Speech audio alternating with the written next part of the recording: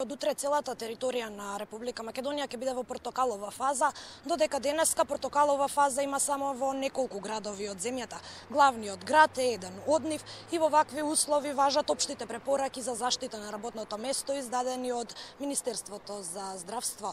Во минатото бевме сведоци дека голем број прекршувања се случуваа во врска со овие препораки, како што спомена и ти, бремените жени, старите лица, хронично болните, но и оние кои работат директно изложени на сонце, треба да ги почитуваат безбедносните мерки. Нашата екипа денеска излезе на терен да види дали градежните работници се на теренот, односно на своите работни места во најтоплиот период од денот, односно во времето за кога важат препораките од 11 до 17 часот. Каква е состојбата, предлагам да погледнеме од прилогот кој го подготвивме.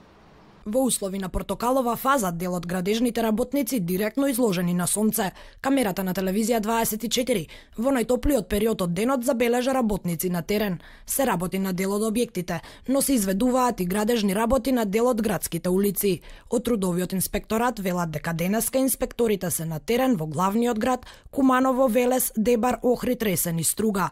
Утре трудовите инспектори ќе проверуваат низ целата држава поради најавената портокалова фаза.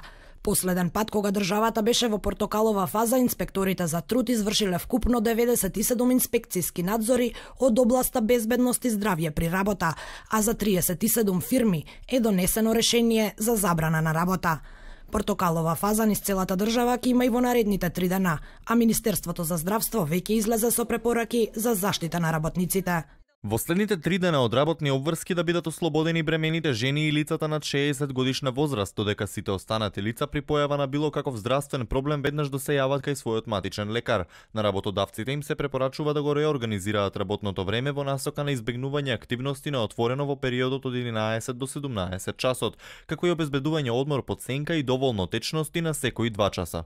Се вели во соопштенијето од Министерството за труд и социјална политика пак ги потсетуваат работниците дека треба да ги пријават сите прекршувања на препораките од страна на работодавачите кај дежурниот државен инспектор. Така, во однос на прекршувањето на работничките права и на заштита за здравјето на работниците, во овие вести разговарам со Иван Пешевски, заменик председател на Синдикатот за градежништво, индустрија и проектирање. Пешевски, дали вие како синдикат ги следите овие состојби, што сте забележале досега и како реагирате кога ќе забележите прекршување на овие препораки? Добар ден, најпрвин да ги поздравам гледачите на вашиот медиум. Што се однесува како синдикат за градежништво, ни помалку ни повеќе, туку ги следиме мерките и на Министерството за труд и на Министерството за здравство. Постојано апелираме и до работодавачите и до ресорните министерства да ги земаат во предвид овие препораки, меѓутоа тоа што се случува на терен не секогаш се почитува. За жал, каде и да прошетате по градов и во држава, може да видите градежни активности во најтоплите периоди, буквално како сега што е преку 35 степени, каде што и UV зрачењата се многу штетни, меѓутоа тоа е една друга проблематика и работа според мене на државниот инспекторат за труд, кој треба да се искочи на терен и да ги согледа сите аномалии и да ги превземе соодветните мерки. Бидејќи ние како синдикат навистина се грижиме за правата од работен однос, меѓутоа не можеме да забраниме на работниците да работат. Така, дали вие добивате поплаки, односно ви известуваат работниците од терен дека се прекршени овие состојби? Вака, што се однесува до компаниите каде што имаме членови, немаме некои посериозни јавувања или проблеми со работните обврски на нашите членови, меѓутоа сведоци сме дека работат и на вакви температури. Нашите препораки и апели секојдневно се да имаат поголеми паузи за одмор во периодот од 11 до 5 часот, колку може да се работи по ценка или да се заснуваат некои други работи, додека тоа што сме го виделе на терен е дека постојано работниците имаат освежување и паузи за оброк и така натаму. Како може да се охрабрат работниците да ги пријавуваат, бидејќи како што и сами откажавте на секаде се работи, очигледно е дека работниците помалку и се плашат да ги пријават овие состојби. Точно дека во денешно време постои страф од пријавување на таква работа, меѓутоа до некаде и тоа не е работа на црно, меѓутоа пак ќе кажам како синдикат апелираме само да се почитуваат мерките на Министерството за здравство. Тоа е апел и до работодавачите, меѓутоа и до државниот инспекторат за труд. Што се однесува како ние синдикат за градежници, Освен тоа да одиме на терен да ги посетуваме и да ги видиме нашите членови, други некои препораки и апели не би можеле да направиме ни во овој ни во било кој период од годината, бидејќи знаеме дека градежништвото е една потешка гранка, се работи на екстремно високи температури, на екстремно ниски.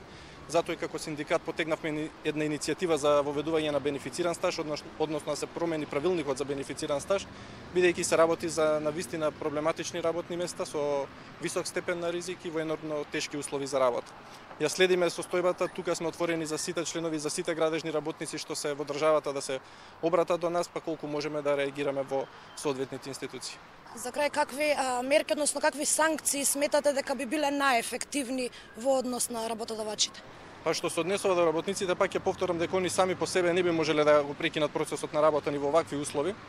Меѓутоа, до работодавачите, ако не го прифатат апелот од Министерството за здравство или Министерството за труд, треба да се искочи на терен и за тие работодавачи што се несовесни и што навистина на овакви тешки услови за работа ги тераат работниците да работат, да си постојат соодветни казни. Друг начин не гледам. Благодарам. Младен, ние можеме само да апелираме до работодавачите во интерес на здравјето на работниците да ги почитуваат овие препораки, но исто така потребно и работниците да се охрабрат и да почнат да ги пријавуваат овие злоупотреби. Министерството за труд и социјална политика на својата веб страна го истакна телефонскиот број на државниот трудов инспектор на кој секој работник може да се пожали, односно да пријави дека му е загрозено здравјето на работното место.